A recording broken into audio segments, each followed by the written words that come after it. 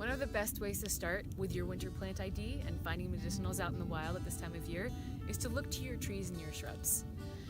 Even the deciduous trees and shrubs, though they've lost their leaves and their flowers, still leave behind fantastic clues in the form of their bark, their buds, and their stature. For instance, this tree/shrub that we're looking at right here is what's known as wild cherry bark, or in this case, Prunus virginiana is the Latin name.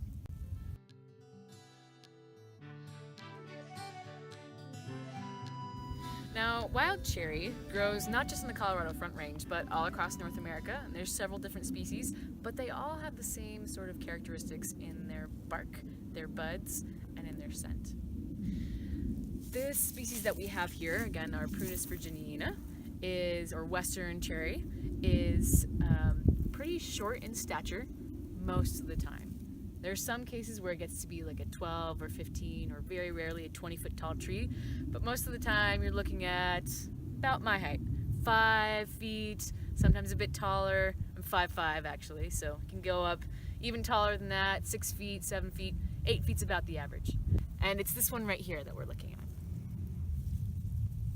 And this back here is it too, so you can see that difference in height. So it can be teeny tiny bone size all the way up to a tree.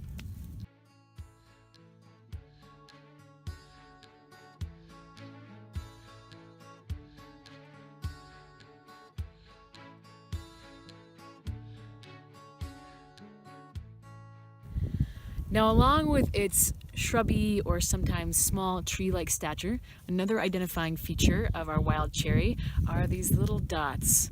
I have a friend who calls them fairy hole punches. In reality, there are these structures called lenticels, which you see occurring on lots of trees and shrubs, but especially those of the rose family, of which our wild cherry is a member. You can see them dotted perfectly, like some fairy took a stencil to it all the way up. And that's actually where the tree does a lot of gas exchange and puts out a number of its metabolites.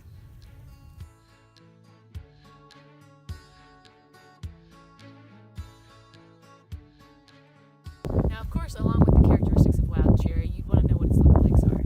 And there's one, especially here in the Colorado Front Range, our American plum, that looks very, very much like wild cherry in its small form.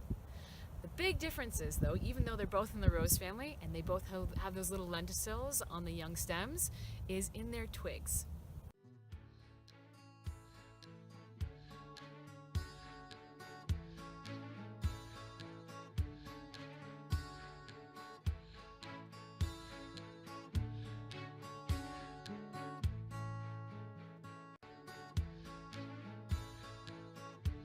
Now, at first glance, these young twigs might look pretty darn similar, but as you look closer, they're very distinct. On the American plum, you can see that they have these small thorns on them. They're very stiff. I'm actually hurting my finger a little bit pressing on them. So it has these very noticeable thorns. Even though it has the same color, this Prunus, or our wild cherry, does not have thorns. It has these little sharp-looking things, but those are simply the leaf buds, and they're very soft. Watch, if I press it a little bit, it'll actually break off. Whereas with the American plum, I press on it, and it'll just break me.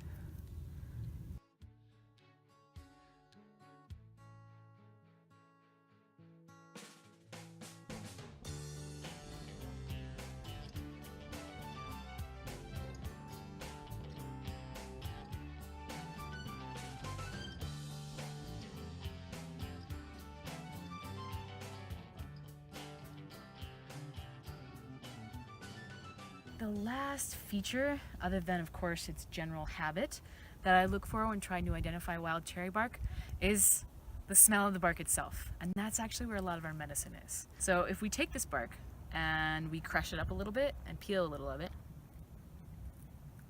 there we go. What you'll be able to see is layers. And it's this layer of the bark, that inner green stuff, that we want for the medicine.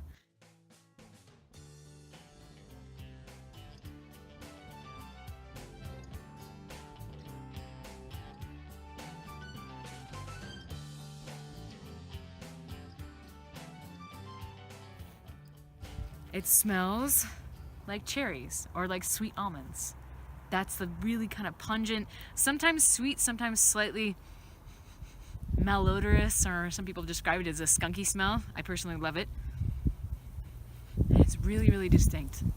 Are other members of the rose family that might look similar to our wild cherries, like the American plums, like the wild apples, or like our wild roses?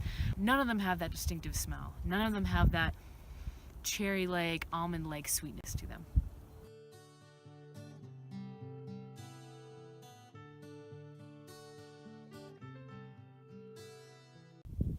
If you're interested in learning more, check out the Colorado School of Clinical Herbalism at clinicalherbalism.com.